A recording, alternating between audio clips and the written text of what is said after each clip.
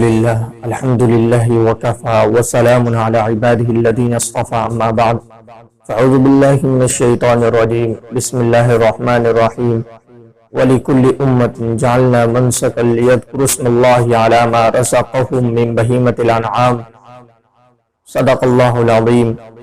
معزز سامعین کرام، جیسا کہ آپ سبھی لوگوں کو معلوم ہے کہ عید الاضحیٰ کا موقع آنے والا ہے جس کے اندر قربانی کی جاتی ہے۔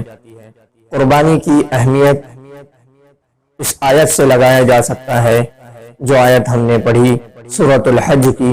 اس کے اندر اللہ تعالیٰ فرماتا ہے کہ ہم نے ہر امتی پر، یعنی ہر دور میں ہر نبی کے امتی پر قربانی کرنے کا حکم فرمایا تھا۔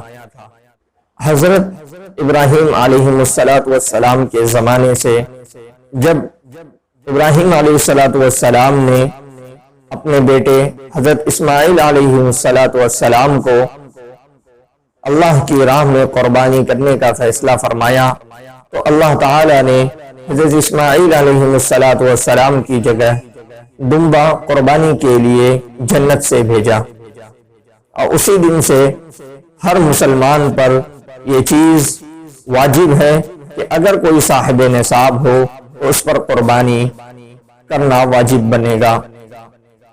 اس لیے ہمیں چاہیے کہ اس عمل کو زیادہ سے زیادہ کریں، جتنا وسعت کے بقدر ہو اتنا کرنے کی کوشش کریں۔ ضروری یہ نہیں ہے کہ آپ ایک ہیں تو آپ اپنی طرف سے صرف کر دیں، آپ دوسرے لوگوں کی طرف سے بھی کر سکتے ہیں، جیسے کہ احادیث مبارکہ میں اللہ کے نبی صلی اللہ علیہ وسلم کے بارے میں آتا ہے کہ اللہ کے نبی صلی اللہ علیہ وسلم بہت قربانی کیا کرتے تھے اور فرمایا کرتے تھے یہ میرے امتیوں کی طرف سے ہے جو میں نے قربانی کی، جبکہ ہم وہاں موجود بھی نہیں تھے، اور جو لوگ موجود بھی تھے تو تمام امتی کی طرف سے تھا، تو ہم موجود نہیں تھے تو بھی ہمارے طرف سے اللہ کے نبی صلی اللہ علیہ وسلم قربانی فرمایا کرتے تھے۔ اس لیے زیادہ سے زیادہ قربانی کریں۔ قربانی کی اہمیت کیا ہے؟ صحابہ کرام رضی اللہ تعالی عنہم اجمعین نے ایک موقع پر اللہ کے نبی صلی اللہ علیہ وسلم سے پوچھا کہ اے اللہ کے نبی، قربانی کی شرعی حیثیت کیا ہے؟ اللہ کے نبی صلی اللہ علیہ وسلم نے فرمایا کہ قربانی تمہارے باپ کی سنت ہے، یعنی حضرت ابراہیم علیہ السلام کی سنت ہے۔ صحابہ نے پوچھا اللہ کے نبی، اس کے بدلے میں ہمیں کیا ملے گا؟ اس کا کیا اجر و ثواب ہے؟ اللہ کے نبی صلی اللہ علیہ وسلم نے فرمایا کہ قربانی کے جانور پر جتنے بال ہوتے ہیں ہر بال کے بدلے ایک نیکی ملے گی۔ ایک صحابی نے عرض کیا اے اللہ کے نبی، جو ہم نکالتے ہیں یعنی بھیڑ اور دمبے میں سے جو اون نکلتا ہے اس کے بدلے کیا حکم ہے؟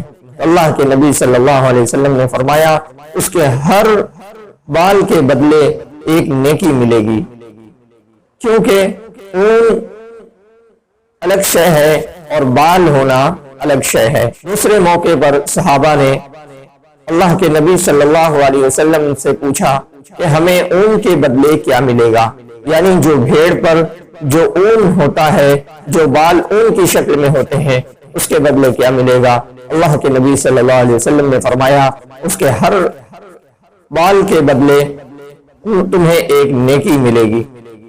اس لیے زیادہ سے زیادہ قربانی کریں۔ یہ تھی اس کی اہمیت اور اس کی فضیلت، اور جو صاحب نصاب ہو اس کے بارے میں اللہ کے نبی صلی اللہ علیہ وسلم نے فرمایا کہ جو وسعت رکھتا ہو اور قربانی نہ کرے تو میری عیدگاہ کے قریب بھی نہ آئے۔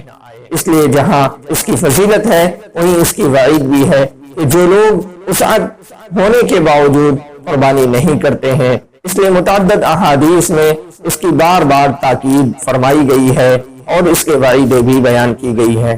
ہم امید کرتے ہیں کہ آپ سبھی لوگ قربانی کے ایام میں قربانی ضرور کریں گے۔ نیز یہ بات بھی ملاحظہ فرما لیں کہ جن جگہوں پر لاک ڈاؤن کی وجہ سے قربانی نہیں ہو رہی ہے تو وہاں کے لوگوں کے لیے یہ ضروری ہے کہ جہاں پر قربانی ہو رہی ہے وہاں پر وہ حصے دار بن جائے، چاہے وہ آپ کے ملک میں ہو یا غیر ممالک میں ہو یا آپ کے صوبے میں ہو یا دوسرے صوبے میں ہو، تو وہاں پر قربانی ضرور کرائیں۔ اس لیے یہ چھٹکارا حاصل نہ کریں کہ ابھی لاک ڈاؤن کا زمانہ ہے، ہمارے ہاں قربانی نہیں کر سکتے ہیں، اس لیے ہم یہاں قربانی نہیں کریں گے اور اس کا پیسہ فقیروں میں بانٹ دیں گے۔ تو یہ بات احادیث سے ملتی ہے کہ قربانی کے دن قربانی کے عمل سے زیادہ کوئی چیز اللہ کو محبوب نہیں ہے، یعنی اگر کسی کی سب سے زیادہ فضیلت ہے تو قربانی کی ہے، اس لیے ہمیں قربانی کرنی چاہیے۔ قربانی کا پیسہ فقیروں میں غریبوں میں تقسیم کرنے سے قربانی ثابت نہیں ہوگی، کیونکہ واجب چیز واپس ادا کی جاتی ہے، اور جب تک ہم اس کو ادا نہیں کریں گے تب تک ہم پر یہ واجب ہی رہے گی۔ اس لیے ضروری ہے کہ جہاں اپنے صوبے میں اگر نہیں ہو رہی ہے تو دوسرے صوبوں میں کرا لے، اور اگر اپنے ملک میں نہیں ہوتی ہے تو دوسرے ملکوں میں بھی کرایا جا سکتا ہے۔ قربانی کا گوشت خود کھانا ضروری نہیں ہے، اگر ایسے موقع بھی نصیب ہوں تو بہت بہتر ہے کہ قربانی کا گوشت کھایا جائے، لیکن اگر ایسے موقع فراہم نہ ہو سکے تو اس کے لیے بضد نہ ہو، اس لیے قربانی ضرور کریں۔ امید کرتے ہیں کہ آپ ان سب باتوں پر عمل کریں گے۔ وآخر دعوانا ان الحمدللہ رب العالمین۔